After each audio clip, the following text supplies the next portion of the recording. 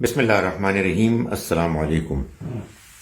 سورہ الانعام قرآن مجید کی چھٹی سورہ ہم نے پچھلی مرتبہ شروع کی اور ہم نے پہلی 11 آیات اس کی پڑھ لی ہیں۔ میں نے اس کے تعارف میں یہ بتایا کہ یہ سورہ مبارکہ قرآن مجید کے سورتوں کے دوسرے گروپ کی پہلی سورہ ہے۔ دوسرے گروپ میں اللہ تعالیٰ نے پورے گروپ میں یہ بتایا ہے کہ کیسے اللہ کے رسول صلی اللہ علیہ وسلم نے اللہ کی طرف سے آخری مرتبہ قیامت سے پہلے وہ دینونت برپا کی، یعنی ایک چھوٹی قیامت برپا کی، جس میں وہ لوگ کے جو سچے تھے، صاحب ایمان تھے، حق پسند تھے، وہ غالب آئے، اور وہ لوگ کے جو متکبر تھے، بد کردار تھے اور اللہ کے پیغام کے ٹھکرانے والے تھے، وہ ناکام اور نامراد ہوئے۔ وہ انجام کے جو قیامت کے روز پوری انسانیت کے سامنے آئے گا، ہر فرد کے لیے، وہ انجام اللہ نے جیسا کہ رسولوں کے معاملے میں اس نے ہمیشہ کیا، آخری مرتبہ اس کو اللہ کے آخری رسول کی امت، ان کی قوم کے معاملے میں کیا۔ یہ سب کیسے ہوا؟ اس میں کیا مراحل آئے؟ ان کو اللہ تعالیٰ نے اس گروپ میں بیان کیا۔ چنانچہ سورہ الانعام خاص طور پر مکے اور گرد و پیش میں رہنے والے لوگوں کے لیے وہ دعوت ہے، اس دعوت کو بیان کیا گیا ہے، جس کے ذریعے سے ان کو اس بات پر مائل کیا گیا، ان کو ابھارا کہ وہ اللہ کے اس پیغام کو مان لیں کہ جو ان کے سامنے اپنی واضح شکل میں آ گیا ہے۔ اس سے اگلی سورت الاعراف میں اللہ نے اسی پیغام کے انکار کرنے والوں کو خبردار کیا کہ اگر وہ ایمان نہیں لائیں گے تو پھر اللہ کی وہ پکڑ ان پر، وہ عذاب ان پر آ جائے گا کہ جو اس سے پہلے پچھلی ان قوموں پر آیا کہ جن کے پاس اللہ کے رسول آئے اور انہوں نے اللہ کا پیغام پیش کیا۔ تیسری سورہ الانفال ہے، جس میں اس پیغام کے پہنچ جانے اور خبردار کر دینے کے بعد جب حجت تمام ہو گئی، بات آخری حد تک واضح ہو گئی، تو جو عذاب نازل ہونا تھا اس عذاب کی تیاری کے لیے اللہ تعالیٰ نے اہل ایمان کو ہدایات دیں، اور خاص اس واقعے کو بیان کیا، غزوہ بدر کے واقعے کو، کہ جس میں اللہ نے اس عذاب کا پہلا کوڑا برسایا اور مسلمانوں کو یہ بتایا کہ کیسے اللہ اسی طرح سے آسمان سے فرشتے بھیج کر ان کی مدد کرے گا، اور اللہ کا یہ فیصلہ منصوبہ پایہ تکمیل کو پہنچے گا۔ چوتھی اور آخری سورہ اس کی سورہ توبہ ہے، جو قرآن مجید کی وہ واحد سورہ ہے کہ جو بسم اللہ الرحمن الرحیم کے بغیر شروع ہوتی ہے، اس لیے کہ یہ عذاب کے بیان کی سورہ ہے۔ اس میں اللہ تعالیٰ نے اس قوم پر اپنے عذاب کی تفصیلات بیان کی کہ جس قوم نے اللہ کے رسول کا انکار کر دیا۔ پہلی سورہ ہے سورہ انعام، ہم اس کو پڑھ رہے ہیں۔ ہم نے پہلی 11 آیات پڑھ لی تھیں، آج ہم آیت نمبر 12 سے اپنے سبق کا آغاز کر رہے ہیں۔ اعوذ باللہ من الشیطان الرجیم، بسم اللہ الرحمن الرحیم۔ قل، ان سے پوچھو۔ قل، قالا، کہا، یہ عام طور پر ترجمہ ہوتا ہے، لیکن سیاق سباق موقع کی مناسبت سے اس میں پوچھو، ان سے دریافت کرو۔ بعض اوقات قالا کا مطلب ہوتا ہے اس نے دل میں کہا، بعض اوقات اس سے مراد ہوتی ہے کہ اس نے اشارے سے کہا وغیرہ۔ یہاں پوچھو کے مفہوم میں قل لمن ما فی السماوات والارض، پوچھو تم ان سے کہ کس کا ہے جو کچھ آسمانوں میں ہے اور زمین میں۔ قرآن مجید نے یہ ہم کو تلقین کی ہے، ہماری تربیت کی ہے کہ جب کبھی بھی ہم کسی سے گفتگو کریں، یوں تو عمومی گفتگو بھی، لیکن خاص طور پر دینی مذہبی گفتگو کریں تو اپنی گفتگو کا آغاز اختلاف سے نہیں بلکہ اتفاق سے کریں۔ وہ بات کہ جو آپ بھی مانتے ہیں اور آپ کا مخاطب بھی مانتا ہے، اس بات کو آپ پہلے بیان کریں تاکہ ایک اعتماد کی فضا پیدا ہو، دونوں ایک دوسرے کی بات کو سمجھنے کے لیے ذہنی طور پر آمادہ ہو جائیں۔ اگر دوسرے شخص کو آپ نے پہلی ہی مرتبہ کوئی سخت بات کہہ دی کہ جس کے سننے کے لیے وہ تیاری نہیں ہے تو گفتگو آگے بڑھ ہی نہیں سکے گی۔ تو فرمایا کہ یہی اسلوب یہاں اختیار کیا گیا، ان سے پوچھو کہ کون ہے کہ جو آسمانوں اور زمین جس کی ہے، قل للہ، کہہ دیجئے کہ وہ اللہ ہے۔ یہ جواب خود دے دیا اس بنیاد اور اعتماد پر کہ ان کا جواب بھی یہی ہوگا، تو ان کی اس انڈرسٹینڈنگ کو سامنے رکھ کر چونکہ بات آگے بڑھانی تھی، اس لیے فرمایا کہ ان کو کہو کہ وہ اللہ ہے۔ فرمایا کہ کتب علی نفسہ الرحمہ، اس نے اپنے اوپر رحمت لازم کر دی ہے، یعنی وہ طے کر چکا ہے کہ اس نے رحم کرنا ہے۔ اس کے اس دنیا کو، کائنات کو، انسانوں کو بنانے میں اس کی جس صفت نے سب سے زیادہ اس میں ایک رول پلے کیا، اثر انداز ہوئی، وہ اس کی رحمت ہے۔ اس کے فیصلوں میں بھی اس کی رحمت ہے کہ جو سب سے اہم رول ادا کرتی ہے۔ اللہ تعالیٰ نے اگلی سورہ اعراف میں یہ واضح کیا ہے کہ وَرَحْمَتِي وَسِعَتْ كُلَّ شَيْءٍ، میری رحمت ہر چیز پر چھا گئی ہے، ہر چیز پر اس کا غلبہ ہے۔ فرمایا کہ اس نے اپنے اوپر رحمت کو لازم کر دیا ہے۔ لَيَجْمَعَنَّكُمْ إِلَى يَوْمِ الْقِيَامَةِ لَا رَيْبَ فِيهِ، وہ لازماً تم کو جمع کرے گا ایک ایسے دن کہ جس کے آنے میں کوئی شبہ نہیں۔ یہ جو جملہ ہے کہ وہ لازماً تم کو جمع کرے گا ایک ایسے دن کہ جس کے آنے میں کوئی شبہ نہیں، ظاہر ہے کہ یہ اچانک تو نہیں آ گیا نا، اس سے پہلے ایک اور جملہ ہے، اور وہ جملہ یہ ہے کہ اس نے اپنے اوپر رحمت کو لازم کر دیا۔ اب ان دونوں میں جوڑ کیا ہے؟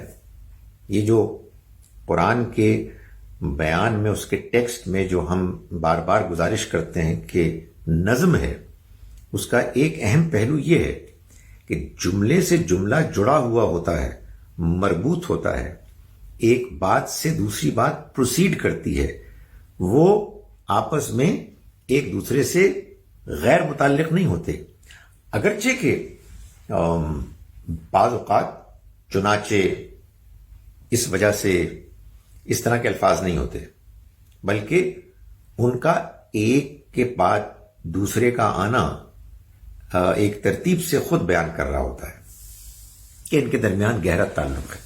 کہنے کا مقصد یہ ہے کہ جب اللہ تعالیٰ یہ فرما رہے ہیں کہ اس نے اپنے اوپر رحمت کو لازم کر دیا ہے، وہ لازماً تم کو جمع کرے گا، لَيَجْمَعَنَّكُمْ إِلَى يَوْمِ الْقِيَامَةِ، قیامت کے دن، لا ریب فیہ، جس کے آنے میں کوئی شبہ نہیں۔ تو اس سے صاف معلوم ہوتا ہے کہ اللہ تعالیٰ یہ بتا رہے ہیں کہ قیامت کا آنا اللہ کی رحمت کا تقاضا ہے۔ قیامت کیوں آئے گی؟ اس لیے کہ اللہ رحمان و رحیم ہے، اللہ نے اپنے اوپر رحم کرنے کو لازم کر دیا ہے۔ بالکل یہی بات ہے کہ جس کو ہم روزانہ کئی مرتبہ دہراتے ہیں، کیا؟ الحمدللہ رب العالمین، الرحمن الرحیم، مالک یوم الدین۔ تمام شکر، تمام تعریف اس اللہ کی ہے کہ جو تمام جہان والوں کا پالنے والا ہے، مالک ہے، اس کی رحمت بے پناہ ہے، اس کی عنایت ہمیشہ کے لیے ہے، چنانچہ وہ بدلے کے دن کا مالک ہے۔ کیا مطلب ہوا اس؟ مطلب یہ ہے کہ آپ اس دنیا کی زندگی پر اگر غور کریں، جو حالات، واقعات، تجربات رونما ہوتے ہیں آئے دن، اس میں ظاہر ہے کہ ہم سوچتے ہیں نا، ہمارے ایمان کا تقاضا یہ ہے، ایمان والی زندگی کا تقاضا یہ ہے کہ ہم زندگی میں ہونے والے واقعات کو اپنے ایمان کے ساتھ ریلیٹ کریں۔ بھائی، اور ایمان کا مقصد کیا ہے؟ ایمان والی زندگی گزارنے کا کیا مطلب ہے؟ اس کا ایک ہی مطلب ہے کہ آپ اپنے ایمان کی روشنی میں اس دنیا کی زندگی میں ہونے والے واقعات اور تجربات کو حل کریں، اس کے ساتھ ریلیٹ کریں۔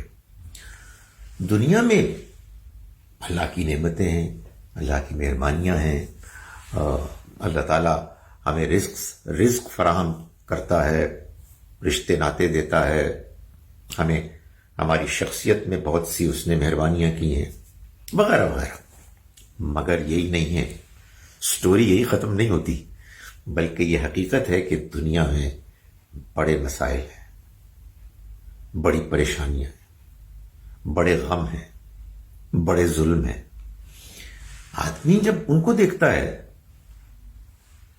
اور دوسروں سے بھی سنتا ہے تو یہ سوچتا ہے کہ یا خدایا تیری رحمت کہاں گئی؟ یہ سب کیا ہو رہا ہے؟ یہ تو بات سمجھ میں نہیں آ رہی۔ ایک جانب تیری مہربانیاں ہیں، مانا بالکل ہیں، لیکن دوسری جانب ظلم، زیادتیاں ہیں۔ تو پھر اس کے بعد ایک ہی نتیجہ نکلتا ہے، ایک ہی نتیجہ نکالا جا سکتا ہے۔ ظاہر ہے ایک تو خیر غلط نتیجہ ہے کہ آدمی ان سب کو دیکھ کے گھبرا جائے اور انکار کر دے اور کہے کہ کچھ بھی نہیں ہے۔ نہیں، خدا موجود ہے، اپنی پوری رحمت کے ساتھ موجود ہے، اس نے رحمت کو اپنے اوپر لازم کر دیا ہے۔ تو دنیا میں جو رحمت بعض اوقات نظر نہیں آتی اور دنیا میں جو ظلم، زیادتیاں ہوتی ہیں، پھر ان کو کیسے سمجھیں؟ اس کا ایک ہی جواب ہے، قیامت کا دن، حساب کتاب کا دن۔ اللہ تعالیٰ کی رحمت کا تقاضا ہے کہ جو ظلم، زیادتیاں ہو رہی ہیں ان کا پورا پورا بدلہ وہ چکائے گا قیامت کے دن، اور یہ اصل میں اللہ کی رحمت کا تقاضا ہوگا کہ وہ اپنے ان بندوں کو نوازے گا کہ جنہوں نے دنیا میں مشکلات جھیلیں، ان کو پریشانیاں ہوئیں، ان کو ایسے موقع آئے کہ جنہوں نے ان کو غمگین کر دیا، لیکن اس کے باوجود وہ اپنے رب کو ماننے والے اور اس کو راضی کرنے والے بنے۔ تو قیامت کا دن وہ دن ہے کہ جب اللہ تعالیٰ ایسے تمام لوگوں کو خوشخبری دے گا کہ تمہاری مشکلات کے دن ختم ہو گئے اور اب اللہ تمہیں نوازے گا۔ تو فرمایا اس کے آنے میں کوئی شبہ نہیں، کوئی شک نہیں۔ الذین خسروا انفسہم، اور وہ لوگ کہ جنہوں نے اپنی جانوں کو نقصان میں مبتلا کر دیا، فہم لا یؤمنون، تو وہ ایمان نہیں لائیں گے۔ یہ قرآن نے بار بار کہا ہے کہ جو لوگ اپنی جانوں پر ظلم کرتے ہیں، زیادتی کرتے ہیں، وہ ایمان نہیں لا سکتے۔ جو جھوٹ بولتے ہیں وہ ایمان نہیں لا سکتے۔ جو لوگوں کو دھوکہ دیتے ہیں وہ ایمان نہیں لا سکتے۔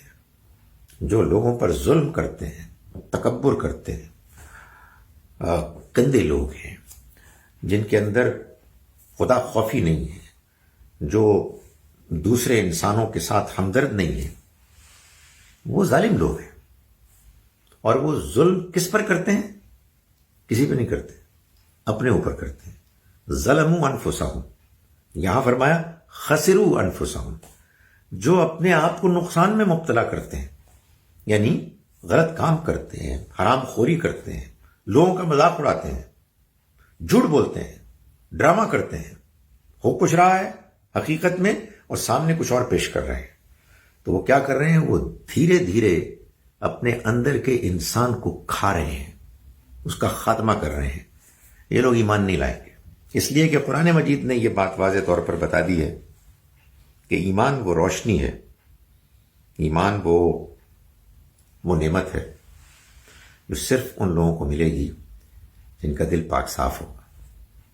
اللہ کی اس نعمت کی روشنی اس دل میں داخل ہوگی جو دل صاف شفاف ہوگا، اور جن لوگوں نے اپنی جانوں کو نقصان میں مبتلا کیا تو وہ ایمان نہیں لائیں گے۔ وَلَهُ مَا سَكَنَ فِي اللَّيْلِ وَالنَّهَارِ، اور اسی کا ہے جو سکنا ما سکنا فی اللیل والنہار، جس نے سکونت اختیار کی رات کے دن، والنہار، اور جو متحرک ہوا رواں ہوا دن میں۔ یعنی حقیقت یہ ہے کہ یہ سب کچھ اسی کے قبضہ قدرت میں ہے، چاہے رات کا اندھیرا ہو اور اس میں سکون، آرام، چین پانے والا ماحول ہو، اور اس میں جو کچھ بھی ہے وہ ساکن ہے، یا دن ہو جس میں چیزیں رواں ہیں، متحرک ہیں، سب اسی کے قبضہ قدرت میں ہیں۔ وَهُوَ السَّمِيعُ الْعَلِيمُ، اور وہ سب کچھ سننے والا، سب کچھ جاننے والا ہے۔ یہ دو باتیں پچھلی بات کے ساتھ جڑی ہوئی ہیں۔ قیامت آئے گی، حساب کتاب ہوگا، اللہ کی رحمت کا آخری ظہور ہوگا، تو یہ جان لو کہ وہ یہاں بھی کر سکتا تھا، یہاں بھی انصاف کر سکتا تھا۔ رات میں کہ اندھیرے میں جو کچھ چیزیں سکون اختیار کیے ہوئے ہیں وہ بھی اس کی قبضہ قدرت میں ہیں۔ دن میں انسان دیکھتا ہے چیزوں کو، خود بھی تگ و دو کرتا ہے، اس موقع پہ بھی سب کچھ اس کے قبضہ قدرت میں ہے، اور اس وجہ سے ایسا نہیں ہے کہ وہ یہاں نہیں کر سکتا تھا، نہیں، یہاں بھی سب کچھ وہ کر سکتا تھا، لیکن اس نے طے کیا کہ یہ دنیا کی زندگی ایک امتحان کی دنیا ہو۔ لیکن یہ جان لو وہ سب کچھ سنتا ہے اور سب کچھ جانتا ہے۔ جو لوگ اس سے دعائیں کر رہے ہیں، اس کے آگے گڑ گڑا رہے ہیں، ان کو بھی سنتا ہے۔ جو لوگ بکواس کر رہے ہیں، جھوٹ بول رہے ہیں، تکبر کا اظہار کر رہے ہیں، ان کو بھی سنتا ہے، ہر چیز کو جانتا ہے، نیتوں سے بھی واقف ہے۔ چنانچہ قیامت کے روز جب اس کا دربار لگے گا، حساب کتاب ہوگا، تو اس کی رحمت کا آخری ظہور ہوگا اور سب فیصلے ہو جائیں گے۔ قل، پوچھو، اغیر اللہ، کیا اللہ کے علاوہ اتخذو، میں بناؤں، ولین، کارساز، یعنی وہ ہستی کہ جو میرے کام کاج کرے، میری ضرورتوں کو پورا کرے، میں اس پر بھروسہ کروں، کیا میں کسی اور کو بناؤں؟ ان سے پوچھو۔ فاطر السماوات والارض، وہ اللہ کہ جو آسمانوں اور زمین کا بنانے والا ہے۔ یہ ظاہر ہے کہ پوچھا جا رہا ہے ان مشرکین سے کہ جو مکے میں تھے، گرد و پیش میں، اور قرآن کے اولین مخاطب تھے، کہ میں اللہ کو چھوڑ کر کسی اور کو میں یہ حیثیت دوں کہ میں اس پر بھروسہ کرتا ہوں، وہ میرا کارساز ہے، میں اس سے دعائیں کرتا ہوں، وہ میری ضرورتوں کو پورا کرتا ہے، اللہ کو چھوڑ کر، وہ اللہ کے جو آسمانوں اور زمین کا پیدا کرنے والا ہے۔ اور یہ وہ چیز ہے کہ جو وہ بھی مانتے تھے۔ وَهُوَ يُطْعِمُ وَلَا يُطْعَمُ، اور وہ کھلاتا ہے، کھلایا جاتا نہیں ہے۔ یہ ظاہر ایک حقیقت کا بیان بھی ہے جس حقیقت کو مکے والے بھی مانتے تھے، لیکن ساتھ ہی ساتھ ایک بڑی ہی لطیف سٹل تعریض بھی ہے کہ یہ تم جن کو پوج رہے ہو اور ان کے سامنے تم کھانے پیش کر رہے ہو، خدا کو تو کسی کھانے کی ضرورت نہیں، وہ تو کھلاتا ہے، خود کھاتا نہیں ہے، کھلایا جاتا نہیں ہے۔ انسان جب حماقت میں مبتلا ہوتا ہے تو نہ جانے کہاں کہاں تک جاتا ہے اپنی حماقت میں، اپنی جہالت میں. وہ مکے کے لوگ یہ خیال کرتے تھے کہ ان کے جو یہ جھوٹے خدا ہیں جن کو انہوں نے گڑھ لیا تھا، ان کو بعض کھانے بہت پسند ہیں، اور ان کھانوں میں خوشبوئیں جو نکلتی ہیں وہ ان کو بہت پسند آتی ہیں، اور پھر اسی لحاظ سے وہ ان کے سامنے وہ ڈشز رکھتے. یہ اور بات ہے کہ جو اس کے جو رکھوالے مجاور ہیں، جب وہ لوگ جاتے تو اٹھاتے اور ظاہر ہے کہ اپنا پیٹ کی دوزخ کو وہ بھرتے اس سے. تو اللہ تعالیٰ یہ فرما رہے ہیں کہ اللہ کی ذات کو چھوڑ کر جو آسمانوں اور زمین کا بنانے والا ہے، میں کسی اور کو اپنا کارساز مانوں؟ تم نے تو ان کو بنایا ہوا ہے نا، ان سے جا کے اولاد مانگتے ہو، کاروبار کی کامیابی مانگتے ہو، روپیہ پیسہ مانگتے ہو، حالانکہ ان کی کوئی حیثیت ہی نہیں ہے. وہ ہے کہ جو نہ صرف یہ کہ ہر چیز کا مالک ہے، بلکہ وہ کھلاتا ہے. اس کو کھلانے کی ضرورت نہیں ہے، وہ خود نہیں کھاتا. یہ عجیب بات ہے کہ قرآن کے اتنے واضح بیانات کے باوجود اور ایسی خوبصورت لطیف تعریض کے بعد ہمارے یہاں پھر بھی لوگ جاتے ہیں اور مزاروں پر چادریں چڑھاتے ہیں. کھانا تو نہ ہوا، کھانا بھی جاتا ہے ویسے تو، لیکن چادر چڑھاتے ہیں. کس کے لیے؟ کیوں؟ وجہ کیا ہے؟ یہ ہماری بد نصیبی ہے کہ ہم جس معاشرے میں رہے، جس سرزمین میں رہے، وہاں ہمارے ساتھ وہ لوگ تھے کہ جو غیر اللہ کی عبادت کرتے تھے. تو ہونا تو یہ چاہیے تھا کہ ہم ان کو اللہ کا پیغام پیش کرتے اور ان کو اللہ کی دعوت اور اس کے دلائل سے متاثر کرتے. مگر ہوا یہ کہ ہم خود اس سے متاثر ہو گئے، اور یہ لازماً ہوتا ہے. اگر آپ دوسروں کو متاثر نہیں کر سکتے تو پھر دوسرے آپ کو متاثر کریں گے. فرمایا قل انی امرت، کہو کہ میں حکم دیا گیا ہوں، ان اکونا، کہ میں ہو جاؤں، اول من اسلم، پہلا وہ شخص کہ جس نے فرما برداری کی، جس نے اپنے آپ کو جھکا دیا. ولا تکونن من المشرکین، اور دیکھو ہرگز تم مشرکین میں سے نہ ہونا. یعنی یہ دعوت ہے قرآن کی، اللہ کے پیغام کی، کہ اللہ کے آگے سرنڈر کر دو، اپنے آپ کو اللہ کے حوالے کر دو. یہی اسلام ہے. ان الدین عند اللہ الاسلام، دین تو اللہ کے نزدیک صرف اسلام ہے. اس کا مطلب یہی ہے کہ صحیح دینی رویہ یہ ہے کہ ہم اللہ کے آگے اپنے آپ کو سرنڈر کر دیں. جو پیغام، جو سچائی اس کے ہاں سے ہمیں ملی ہے، ہم اس کے لیے اپنے آپ کو جھکا دیں اس کے آگے. تو فرمایا کہ یہ مجھے حکم دیا گیا ہے کہ سب سے پہلا میں وہ شخص بنوں کہ جس نے فرما برداری قبول کی. فرمایا کہ ولا تکونن من المشرکین، اور دیکھو تم مشرکین میں سے ہرگز نہ ہونا. تم مشرکین میں سے ہرگز نہ ہونا. ہمارے یہاں ظاہر ہے چونکہ قرآن مجید کی اعلیٰ ادبی زبان اور اس کا انداز ہم نے اپریشیٹ نہیں کیا، نہ کروایا گیا. مذہبی دینی گفتگو عجیب و غریب ہوتی ہے، قرآن پر مبنی ہی نہیں ہوتی. مسلمانوں کا معاشرہ ہے لیکن ہر چیز ڈسکس ہوتی ہے، قرآن جیسا کہ ڈسکس ہونا چاہیے وہ نہیں ہوتا.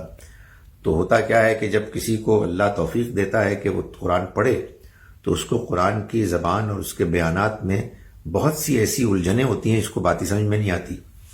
تو لوگ یہ سوال کرتے ہیں کہ بھائی نبی صلی اللہ علیہ وسلم کو کہا جا رہا ہے کہ آپ ہرگز مشرکین میں سے نہ ہوں، اس کا کیا کوئی امکان تھا؟ نہیں، کوئی امکان نہیں تھا. آپ تو بچپن سے، جب سے آپ نے شعور کی آنکھ کھولی ہے، آپ موحد تھے، توحید پسند، توحید پر کار فرما تھے. شرک کا کہیں کوئی شائبہ بھی نہیں تھا. یہ بات جو کہی جا رہی ہے یہ اصل میں وہ اسلوب ہے، وہ سٹائل ہے پریزنٹیشن کا کہ بات کسی سے کہی جا رہی ہے، سنانا کسی اور کو مقصود ہے. یعنی سنایا تو بیٹی کو جا رہا ہے مگر مقصود بہو کو سنانا ہے. تو یہ وہی سٹائل ہے. اور اس میں ایک اور بلاغت کا پہلو یہ ہوتا ہے کہ ان کو کہ جو اس غلط رویے میں مبتلا ہیں خدا تعالیٰ براہ راست خطاب بھی نہیں کرنا چاہتا. یہ اللہ تعالیٰ نے فرمایا نبی صلی اللہ علیہ وسلم کو کہ دیکھیے آپ ہرگز مشرکین میں سے نہ ہوئیے.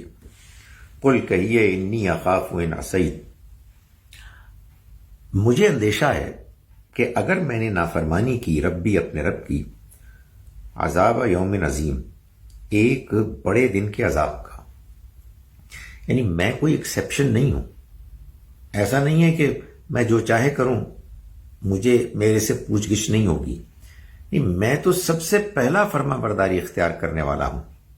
مجھے یہ حکم ملا ہے اور یہ کہا گیا کہ ان کو کہہ دو کہ اگر میں نے اپنے رب کی نافرمانی کی تو میں ایک بڑے دن کے عذاب سے ڈرتا ہوں، اس کا مجھے اندیشہ ہے.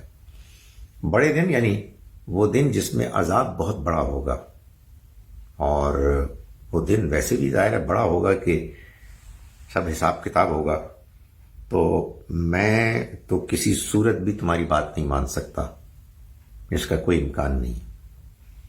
من یصرف عنہ یومئذ، جو شخص اس دن پھیر دیا گیا اس سے یعنی اس عذاب سے، جو اس دن اس عذاب سے دور رکھا گیا، فقد رحمہ، تو اس نے اس پر رحم کیا، یعنی اللہ نے اس پر رحم کیا. وذالک الفوز المبین، اور یہی واضح کامیابی ہے. یعنی مطلب یہ ہے کہ سب سے بڑی کامیابی جس کا تصور انسان کر سکتا ہے وہ یہ ہے کہ قیامت کے دن کی پکڑ سے، اس دن کے عذاب سے، اس دن کی رسوائی سے انسان بچ جائے. تو اللہ تعالیٰ نے فرمایا کہ جس کو اس نے اس روز یعنی قیامت کے روز عذاب سے دور رکھا، فقد رحمہ، تو اس نے اس پر رحم کیا. رحم کیوں کیا؟ اس لیے کہ وہ پکڑ بھی سکتا تھا. یعنی ایسا بھی ہو سکتا تھا کہ وہ جو پرفارمنس دکھائی ہے اس نے اس کو قبول نہ کرے. خدا تعالیٰ انصاف کرنے والا ہے اور خدا تعالیٰ رحم کرنے والا ہے. انصاف کا تقاضا تو یہ ہے کہ جو اس کے ہاں معیار کم سے کم مقرر ہے، اگر کوئی اس پر پورا نہیں اترتا تو اس کو پکڑ لے. میرٹ کی بنیاد پر سب کے ساتھ وہی معاملہ ہو. یہ ایسا ہی ہے، یعنی خدا تعالیٰ کے ہاں یہی ہوگا. جو اس کے ہاں معیار ہے کم سے کم، جو اس سے کم تر پرفارمنس کے ساتھ آئیں گے وہ پھر ان کو پکڑے گا اور ان کو سزا سے دوچار کرے گا. کوئی بھی ہو، اس کا خاندان کچھ بھی ہو، اس کا علاقہ، اس کی زبان، اس کی شکل و صورت، اس کی رنگت، اس کا مذہب، اس کا فرقہ، قطع نظر اس سے سب کے ساتھ ایک طرح کا معاملہ ہوگا. یہ تو ہم مسلمانوں اور دوسرے مذہبی لوگوں کا پروپیگنڈا ہے کہ خدا تعالیٰ کسی خاص مذہب کے لوگوں سے زیادہ پیار کرتا ہے، باقی لوگ تو اس کے سوتیلے ہیں. نعوذ باللہ. نہیں، اللہ کے ہاں میرٹ ہے، لیکن یہ جو اس کا انصاف ہے، اس انصاف کے اوپر اس کی رحمت ہے. کیا مطلب؟ یعنی وہ جو معیار ہے نا کم سے کم، کہ جس پر اگر کوئی شخص پورا نہیں اترے گا تو وہ پکڑا جائے گا، اس نے اس کو نیچے کر دیا اپنی رحمت سے. یہ اس کی مہربانی ہے. اس لیے بہت سے لوگ ہیں کہ جو اگر معیار سخت ہوتا تو پکڑے جاتے، سارے پکڑے جاتے. اس نے اس معیار کو کم کر دیا. تو فرمایا کہ من یصرف عنہ یومئذ، جو اس دن دور کر دیا گیا اس سے یعنی عذاب سے اس دن، تو اس نے اس پر رحم کیا، وذالک الفوز المبین، اور یہ واضح کامیابی ہے۔ اصل کامیابی یہی ہے، جنت تو بونس ہے، مل جائے تو اس کی مہربانی ہوگی، لیکن اصل کامیابی یہ ہے کہ فقنا عذاب النار، تو ہمیں آگ کے عذاب سے بچا دے۔ جب یہ بات معلوم ہے کہ ایک ہولناک دن آنے والا ہے، تو سب سے زیادہ کنسرن یہ ہونا چاہیے اپنے لیے بھی اور اپنوں کے لیے بھی کہ وہ اس دن کی ہولناکی سے بچ جائیں۔ اور وہ ہولناکی اس لیے ہوگی کہ دنیا میں لوگوں نے جو حرکتیں کی ہیں، اس کے بعد اس ہولناک دن کا آنا لازم ہے۔ اس کے بغیر خدا کا انصاف نہیں ہوگا، اس کے بغیر اس کی رحمت کا ظہور نہیں ہوگا۔ تو فرمایا کہ جو اس دن اس سے دور رکھا گیا تو اس نے اس پر رحم کیا، اور یہی واضح کامیابی ہے۔ فرمایا وَإِن يَمْسَسْكَ اللَّهُ بِضُرٍّ، اور اگر اللہ تمہیں کسی تکلیف میں مبتلا کر دے، فَلَا كَاشِفَ لَهُ إِلَّا هُوَ، تو اس کا دور کرنے والا کوئی نہیں ہو سکتا سوائے اس کے۔ یعنی وہ ہے نا جو کارساز ولی، جو کام کرنے والا ہے۔ اب یہ بتایا جا رہا ہے کہ ایسا کیوں ہے کہ صرف اسی کے ساتھ آدمی کو اپنا تعلق جوڑنا چاہیے، کسی اور کی اس کے مقابلے میں کوئی حیثیت ہی نہیں ہے۔ فرمایا اگر چھو لے تم کو اللہ کسی تکلیف میں پکڑ لے، تو اس کا کوئی دور کرنے والا نہیں ہو سکتا سوائے اس کے۔ وَإِن يَمْسَسْكَ بِخَيْرٍ، اور اگر وہ بھلائی سے تم کو ہمکنار کرے، فرمایا کہ فَهُوَ عَلَى كُلِّ شَيْءٍ قَدِيرٌ، تو وہ ہر چیز پر قدرت رکھتا ہے، یعنی اس کی قدرت ہر چیز کر سکتی ہے۔ کہنے کا مقصد یہ ہے کہ سبھی کچھ بھائی اسی کے ہاتھ میں ہے۔ تو اگر تمہیں تکلیف ہو رہی ہے، تمہیں پریشانی ہو رہی ہے، اس سے مانگو، اور اگر تمہیں بھلائی نصیب ہوئی ہے، کامیابی نصیب ہوئی ہے، تو اس غلط فہمی میں مبتلا نہ ہو کہ یہ تمہاری کو قابلیت ہے یا تم ڈیزرو کرتے تھے۔ نہیں، وہ دینے والا ہے، ہر چیز پر قدرت رکھتا ہے، اس کے ہاتھ کو نہ کوئی پکڑ سکتا ہے نہ اس کو روک سکتا ہے۔ فرمایا کہ وَهُوَ الْحَكِيمُ الْخَبِيرُ، اور وہ معاف کیجیے گا وَهُوَ الْقَاهِرُ فَوْقَ عِبَادِهِ، اور وہ اپنے بندوں پر ہر لحاظ سے حاوی ہے، غالب ہے، یعنی یہ سب اس کے بندے ہیں، اور اس کے بندے ہونے کے ناطے سب اس کے کنٹرول میں ہے، کوئی بھی اس کے کنٹرول سے باہر نہیں ہے، وہ سب پر غالب ہے۔ اور فرمایا کہ وہ وَهُوَ الْحَكِيمُ الْخَبِيرُ، وہ حکمت والا ہے، باخبر ہے۔ یعنی مطلب یہ ہے کہ جو کچھ بھی ہو رہا ہے سب اس کے علم میں ہے، اور اس کے فیصلوں میں کوئی غلطی ہوتی ہی نہیں ہے، اس کے فیصلوں میں حکمت ہوتی ہے۔ حکمت کے لیے ضروری ہے کہ اس کو خبر ہو، وہ خبر پوری اس کو حاصل ہے، تو اور کسی سے مانگنے کی ضرورت کیا ہے، اور کسی کے پاس جانے کی ضرورت کیا ہے، اور کسی کے در پر سوال کرنے کی کیا ضرورت ہے۔ فرمایا وہ حکیم ہے، وہ خبیر ہے۔ حکمت کا تقاضا یہ ہے کہ وہ جو کام بھی کرے اس کام کے پیچھے وزڈم ہو، یعنی بے مقصد کام نہ ہو۔ ایسا نہ ہو کہ ایک واقعہ ہوا، ایک حادثہ ہوا، ایک کامیابی ہوئی، مگر کیوں ہوئی کوئی وجہ ہی نہیں، اس کے ہر کام میں حکمت ہے۔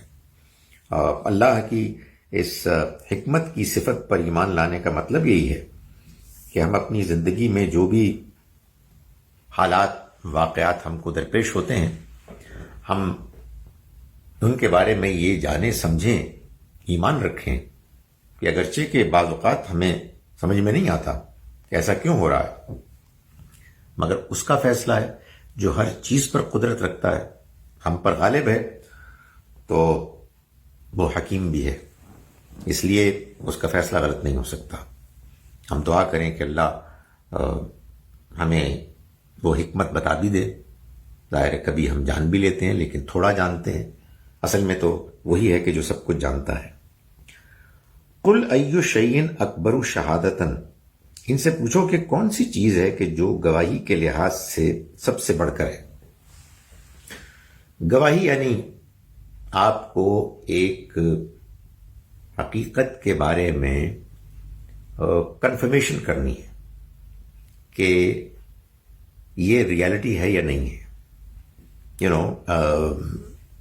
کوئی آپ فیصلہ کرتے ہیں، آپ نے تو فیصلہ کر لیا، مگر ہو نوز کہ آپ نے اس موقع پہ یہ فیصلہ کیا تھا کہ نہیں کیا تھا، تو آپ پھر گواہ رکھتے ہیں۔ تو یہاں چونکہ معاملہ وہاں تک پہنچ گیا مکے والوں کے ساتھ کہ اللہ کی توحید کو بڑے واضح انداز میں پیش کر دیا گیا، اور ان کو یہ بتایا گیا کہ یہ جو تم شرک کر رہے ہو یہ تو اللہ کا پیغام نہیں ہے، یہ تو ابراہیم علیہ السلام کا لایا ہوا دین نہیں ہے، تو یہ تم کیا کر رہے ہو؟ تو ظاہر ہے کہ وہ انکار کرتے تھے، یعنی وہ کہتے تھے کہ نہیں، یہ تو دین ہم نے آباء و اجداد سے دیکھا ہے، وہی کرتے چلے آ رہے ہیں، جیسے کہ ہمارے یہاں بھی ہوتا ہے کہ جناب وہ کرتے ہیں، ہم نے یہی سنا ہے، ہم نے برس ہا برس یہی چیزیں سنتے چلے آ رہے ہیں، تو یہ کیسے غلط ہو سکتی ہیں؟ تو ظاہر ہے کہ جب ان کو یہ کہا گیا تو پھر یہ بات بھی ان پر واضح کی گئی کہ چلو پھر گواہی کے طور پر گواہ ہم لاتے ہیں۔ فرمایا کہ ان سے پوچھو کہ گواہی میں سب سے بڑھ کر کون ہو سکتا ہے؟ قل اللہ، ان سے کہو کہ اللہ سب سے بڑا گواہ ہے۔ شہید بینی و بینکم، وہ گواہ ہے میرے اور تمہارے درمیان، یعنی اس کی گواہی سب گواہیوں سے بڑھ کر ہے کہ کیا چیز صحیح ہے، کون سا پیغام اس کا ہے۔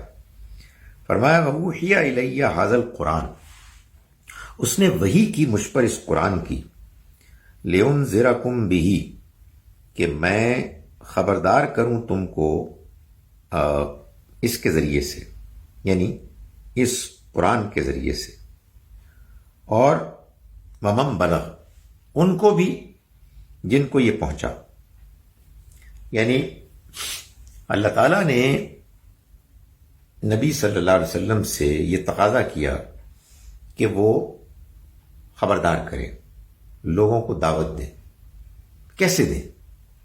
قرآن کے ذریعے سے قرآن پیش کریں۔ یہی بات ہے کہ جو ہم کو بھی کہی گئی ہے، جس کو بھی قرآن پہنچے گا وہ بھی آگے دعوت دے گا تو قرآن کی بنیاد پر دے گا، یعنی جب دعوت لوگ دیتے ہیں، علماء دیتے ہیں اپنے بیانات سے، اپنے واعظ سے، تو اس میں مبالغہ ہوتا ہے، اس میں جذبات ہوتے ہیں، اس میں کہانیاں ہوتی ہیں، اس میں گپیں ہوتی ہیں، اور جھگڑے ہوتے ہیں۔ قرآن مجید اللہ کی کتاب ہے، اللہ تعالیٰ نے فرمایا کہ اگر تم نے لوگوں کو دعوت دینی ہے اور تم نے ان کو خبردار کرنا ہے تو اس کا ایک ہی طریقہ ہے، اور وہ یہ ہے کہ یہ قرآن پیش کرو۔ جب یہ قرآن پیش کرو گے تو تمہیں اپنی طرف سے کچھ بھی نہیں کہنا، ہاں سوالوں کے جواب دے دو اگر کوئی سوال پوچھتا ہے، لیکن یہ بتا دو کہ یہ پیغام ہے، مطلب ہمارے پاس یہ پہلے آ گیا ہے، ہم تمہارے سامنے پیش کر رہے ہیں، تو تم بھی اس کو اہمیت دو۔ أَإِنَّكُمْ لَتَشْهَدُونَ أَنَّ مَعَ اللَّهِ آلِهَةً أُخْرَى، کیا تم گواہی دیتے ہو کہ اللہ کے ساتھ دوسرے معبود بھی ہیں؟ یعنی ہم نے تو اللہ کو گواہ کے طور پر پیش کر دیا اور اللہ کی گواہی اس کتاب کے ذریعے سے تم تک پہنچ گئی، تو تم یہ کہہ رہے ہو کہ اللہ کے علاوہ کچھ اور معبود بھی ہیں، تمہارے پاس کوئی اس کی شہادت ہے؟ یعنی کوئی اللہ تعالیٰ نے کوئی ایسا فیصلہ کیا ہے جس فیصلے کی تمہارے پاس کہیں کوئی کنفرمیشن موجود ہے؟ فرمایا کہ قل لا اشہد، آپ کہیے کہ میں گواہی نہیں دیتا، میں اس کی گواہی نہیں دیتا۔ قل یعنی مطلب یہ کہ میں اس کے بالکل الٹ گواہی دیتا ہوں. قل انما هو الہ واحد، آپ کہیے کہ وہ تو صرف ایک ہی معبود ہے. واننی بریء مما تشرکون، اور میں بری ہوں اس سے کہ جنہیں تم شریک ٹھہراتے ہو، ان سے میرا ان سے کوئی واسطہ نہیں، اس لیے کہ وہ ان کی کوئی حقیقت ہی نہیں ہے. یہ کائنات جس نے بنائی ہے وہ اس کا مستحق ہے، وہ ڈیزرو کرتا ہے کہ اسی کی عبادت کی جائے، اسی سے دعا کی جائے، اسی سے مانگا جائے. اس کے علاوہ کوئی اور یہ حیثیت رکھتا ہی نہیں. فرمایا کہ الذین آتیناہم الکتاب، اور وہ لوگ کہ جن کو ہم نے کتاب دی، یعرفونہ کما یعرفون ابناءہم، وہ پہچانتے ہیں اس کو جیسے کہ وہ پہچانتے ہیں اپنے بیٹوں کو. اس قرآن کو، ظاہر ہے قرآن کو پہچانتے ہیں تو نبی صلی اللہ علیہ وسلم کو بھی پہچانتے ہیں. قرآن مجید میں عام طور پر اہل کتاب کے بیان میں دو اسلوب اختیار کیے جاتے ہیں. ایک الذین آتیناہم الکتاب، اور دوسرا الذین اوتوا الکتاب. ان دونوں میں فرق یہ ہے کہ الذین آتیناہم الکتاب یہ ہے ایکٹیو ورب، جن کو ہم نے کتاب دی، اور دوسرا الذین اوتوا الکتاب یہ ہے پیسو ورب، جو کتاب دیے گئے. عام طور پر قرآن مجید میں جہاں آتیناہم الکتاب کہا گیا ہے وہاں ان اہل کتاب کا ذکر کیا گیا کہ جو اچھے اہل کتاب ہیں، جنہوں نے اس کتاب کی قدر کی، اس کو جیسا کہ اس کو پڑھنے کا حق تھا انہوں نے پڑھا. بلکہ ایک آیت سورہ بقرہ میں ہم دیکھ چکے ہیں جس میں اللہ تعالیٰ نے فرمایا کہ الذین آتیناہم الکتاب، وہ لوگ جن کو ہم نے کتاب دی، یتلونہ حق تلاوتہ، وہ اس کی تلاوت کرتے ہیں ایسے جیسے اس کی تلاوت کرنے کا حق ہے. تو یہاں فرمایا انہی لوگوں کے بارے میں کہ جن کو ہم نے کتاب دی وہ پہچانتے ہیں اس کو، یعنی اس کتاب کو، اور ظاہر ہے کہ اس کتاب کے لانے والے پیغمبر صلی اللہ علیہ وسلم کو، کما یعرفون ابناءہم، جیسے وہ پہچانتے ہیں اپنے بیٹوں کو. یعنی یہ اصل میں ایک اشارہ ہے اس طرف کہ جو مشہور کہانی واقعہ ہے بنی اسرائیل میں یوسف علیہ السلام کا، کہ یوسف علیہ السلام اپنے والد یعقوب علیہ السلام سے دور ہو گئے، کھو گئے. بھائیوں نے سازش کی اور کہا کہ بھیڑیا ان کو کھا گیا. تو یعقوب علیہ السلام اپنے بیٹے کو کے بارے میں اللہ کے ہاں سے امید رکھتے تھے کہ واپس آ جائیں گے، اور جب وہ واپس آئے تو ابھی ملاقات بھی نہیں ہوئی. ان کے قمیص کی خوشبو سے انہوں نے یہ پہچان لیا کہ وہ موجود ہیں. اس حد تک یہ پہچانتے ہیں اس کتاب کو کہ یہ اللہ کی کتاب ہے جیسے وہ اپنے گم شدہ بیٹوں کو پہچانتے ہیں. فرمایا کہ یہ ان کا حال ہے. یہ بتایا جا رہا ہے مکے والوں کو کہ تم تو اس کا انکار کر رہے ہو، حالانکہ تمہاری بدنصیبی کہ تمہارے اندر، تمہاری بستی میں، تمہارے جانے پہچانے ہر دل عزیز ہمارے بندے ہماری کتاب لے کے تمہیں پیش کر رہے ہیں اور تم اس کی ناقدری کر رہے ہو. تم جانتے ہو جن کو ہم نے کتاب دی اس سے پہلے، یعنی تورات، انجیل، زبور، وہ اس کو پہچانتے ہیں جیسے اپنے بیٹوں کو پہچانتے ہیں.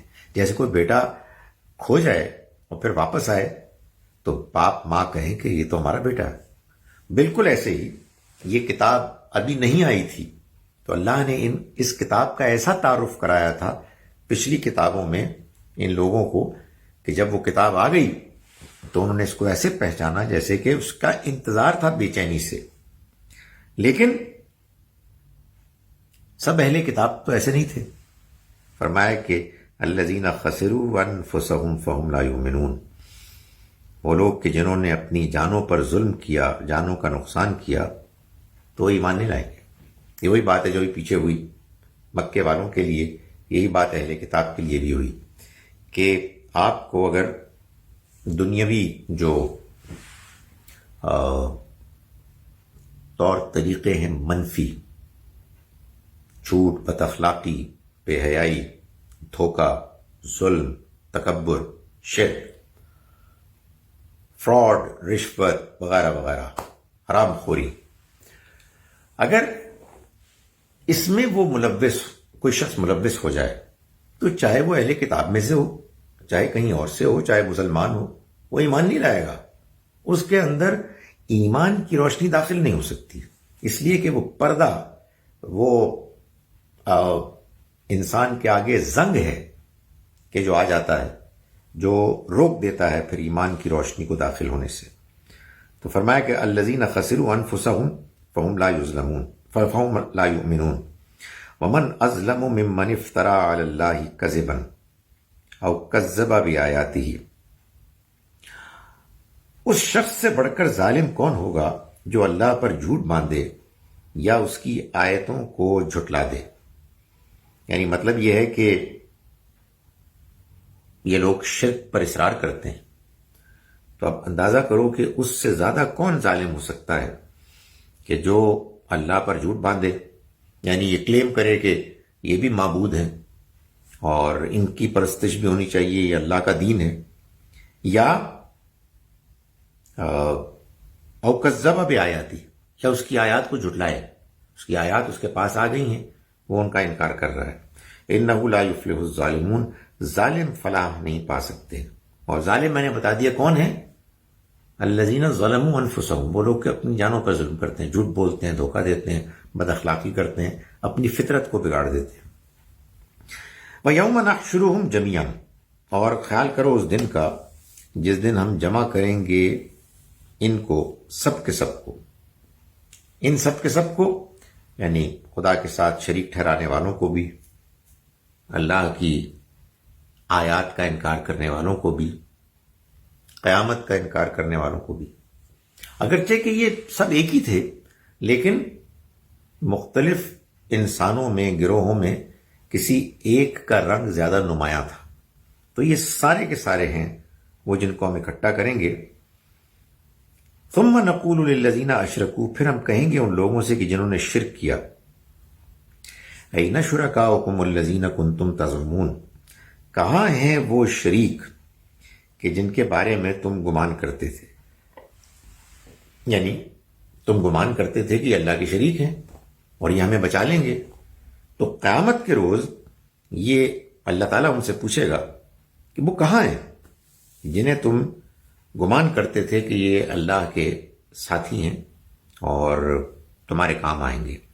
ثم لم تکن فتنتہم، پھر کیا ہوگا کہ ان کا فریب ختم ہو جائے گا.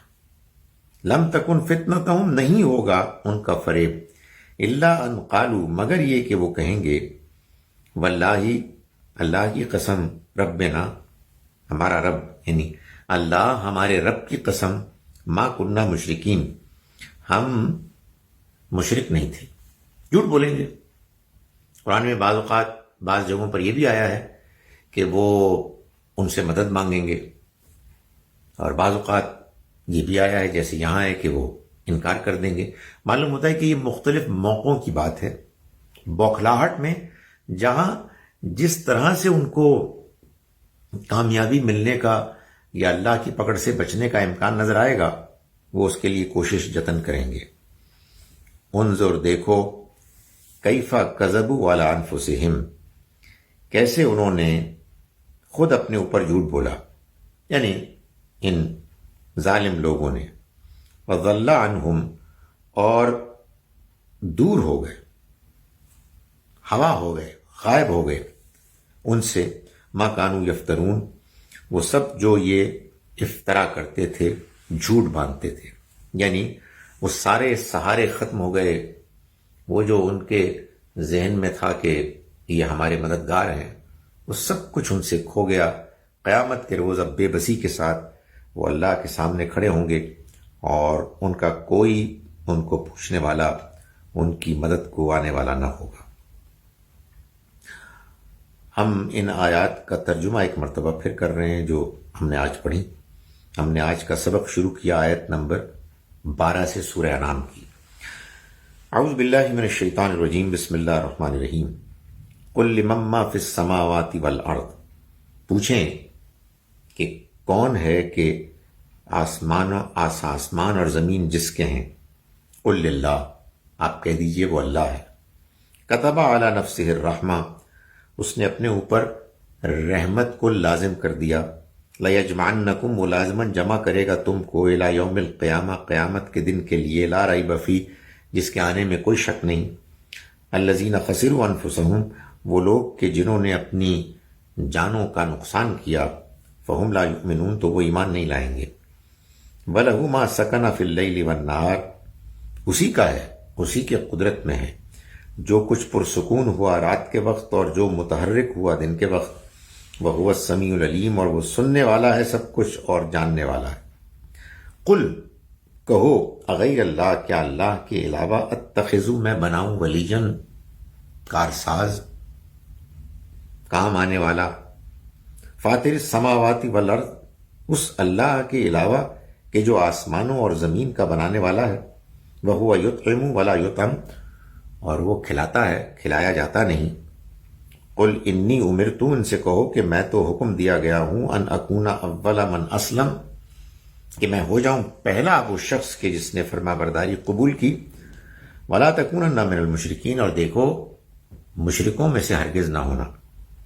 قل انی اخاف ان عصیت، ان سے کہو کہ اگر میں تو اندیشہ رکھتا ہوں اگر میں نے نافرمانی کی ربی، اپنے رب کی، عذاب یوم عظیم، میں اندیشہ رکھتا ہوں ایک بڑے دن کے عذاب کا۔ من یصرف عنہ یومئذ، جو دور کر دیا گیا اس سے اس دن، فقد رحمہ، تو اس نے اس پر رحم کیا۔ وذالک الفوز المبین، اور یہ واضح کامیابی۔ وَإِن يَمْسَسْكَ اللَّهُ بِضُرٍّ، اور اگر تمہیں اللہ کسی تنگی میں پکڑ لے، فَلَا كَاشِفَ لَهُ إِلَّا هُوَ، تو کوئی اس کا ہٹانے والا نہیں ہو سکتا سوائے اس کے۔ وَإِن يَمْسَسْكَ بِخَيْرٍ، اور اگر تمہیں کوئی بھلائی پکڑے، چھوئے، فَهُوَ عَلَى كُلِّ شَيْءٍ قدیر، تو وہ ہر چیز پر قدرت رکھنے والا ہے۔ وَهُوَ الْقَاهِرُ فَوْقَ عِبَادِهِ، اور وہ اپنے بندوں پر پوری طرح غالب ہے۔ وَهُوَ الْحَكِيمُ الْخَبِيرُ، اور وہ حکمت والا باخبر ہے۔ قُلْ أَيُّ شَيْءٍ أَكْبَرُ الشَّهَادَةِ، ان سے پوچھو کہ کون سی چیز گواہی کے لحاظ سے سب سے بڑی ہو سکتی ہے۔ قل اللہ، کہہ دیجئے کہ وہ اللہ ہے۔ شہید بینی و بینکم، وہ گواہ ہے میرے اور تمہارے درمیان۔ وَأُوحِیَ إِلَيَّ هَذَا الْقُرْآنُ، اور وحی کی گئی ہے مجھ پر اس قرآن کی۔ لِأُنذِرَكُم بِهِ، کہ میں خبردار کروں تم کو اس کے ذریعے سے۔ وَمَن بَلَغَ، اور ان کو بھی کہ جن کو یہ پہنچے۔ أَإِنَّكُمْ لَتَشْهَدُونَ، کیا تم گواہی دیتے ہو، أَنَّ مَعَ اللَّهِ آلِهَةً أُخْرَى، کہ اللہ کے ساتھ دوسرے معبود بھی ہیں۔ قُل لَا أَشْهَدُ، کہو میں گواہی نہیں دیتا۔ قُلْ إِنَّمَا هُوَ إِلَٰهٌ وَاحِدٌ، کہہ دو کہ وہ تو بس ایک ہی معبود ہے۔ وَإِنَّنِي بَرِيءٌ مِّمَّا تُشْرِكُونَ، اور میں بری ہوں اس سے کہ جن کو تم شریک ٹھہراتے ہو، یعنی اللہ کا۔ الذین آتیناہم الکتاب، وہ لوگ کہ جن کو ہم نے کتاب دی، یعرفونہ، وہ پہچانتے ہیں اس کو، کما یعرفون ابناءہم، جیسے کہ وہ اپنے بیٹوں کو پہچانتے ہیں۔ الذین خسروا انفسہم، رہے وہ لوگ کہ جنہوں نے اپنی جانوں کا نقصان کیا، فہم لا یؤمنون، تو ایمان نہیں لائیں گے۔ ومن اظلم ممن افترى علی اللہ کذبا، اور اس سے زیادہ ظالم اور کون ہوگا کہ جس نے اللہ پر جھوٹ باندھا۔ او کذب بآیاتی، یا اس نے اس کی آیات کو جھٹلایا۔ انہ لا یفلح الظالمون، ظالم کبھی فلاح نہیں پا سکتے۔ ویوم نحشرہم جمیعا، یاد کرو اس دن کو کہ جس دن ہم جمع کریں گے ان کو سارے کے ساروں کو۔ ثم نقول، پھر کہیں گے للذین اشرکوا، ان لوگوں سے کہ جنہوں نے شرک کیا، این شرکاؤکم الذین کنتم تزعمون، کہاں ہیں تمہارے وہ شریک کہ جن کے بارے میں تم گمان کرتے تھے کہ وہ میرے شریک ہیں۔ ثم لم تکن فتنتہم، مگر پھر کیا ہوگا کہ ان کا فتنہ، ان کا فریب ختم ہو جائے گا۔ الا ان قالوا، سوائے اس کے کہ وہ کہیں گے، واللہ ربنا، اللہ ہمارے رب کی قسم، ما کننا مشرکین، ہم مشرک نہیں تھے۔ انظر دیکھو کیفا کذبوا علی انفسہم، کیسے خود اپنے ہی اوپر جھوٹ بول رہے ہیں، اپنے اوپر جھوٹ بولا انہوں نے. وضل عنہم، اور دور ہو گئے ان سے، ما کانوا یفترون، وہ سب کہ جس کا یہ افطرا کرتے تھے، یعنی ایک جھوٹ موٹ کا دعویٰ کرتے تھے، وہ سب ان سے دور ہو گئے. اچھا جناب، اب آپ کے سوالات میں وہیں سے لیتا ہوں. میرا خیال ہے میں نے اپنی پالیسی بدل دی، کیونکہ میں اس اپنی کوشش میں ناکام ہو گیا کہ آپ مجھے یہاں میسیجز بھیجیں. اللہ کرے کہ یہاں آسانی سے کام بن جائے. وعلیکم السلام جناب، بہت شکریہ. آمین. میری مشکل ہوتی ہے کہ میں اوپر کرتا ہوں، یہ نیچے ہو جاتا ہے.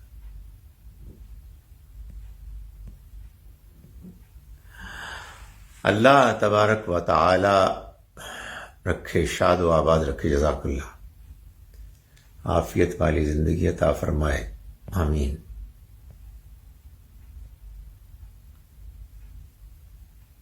جزاک اللہ. اللہ تعالی ہم سب کو ہدایت دے، سیدھے راستے پر رکھے. کامیابی تو بھائی وہی ہے کہ جو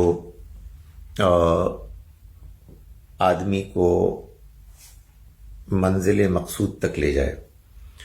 دنیا کی زندگی میں تو جب تک ہم ہیں امتحان ہی امتحان ہے. اللہ سے دعا ہے کہ اللہ تعالی ہم سب کو اس امتحان میں کامیاب کرے.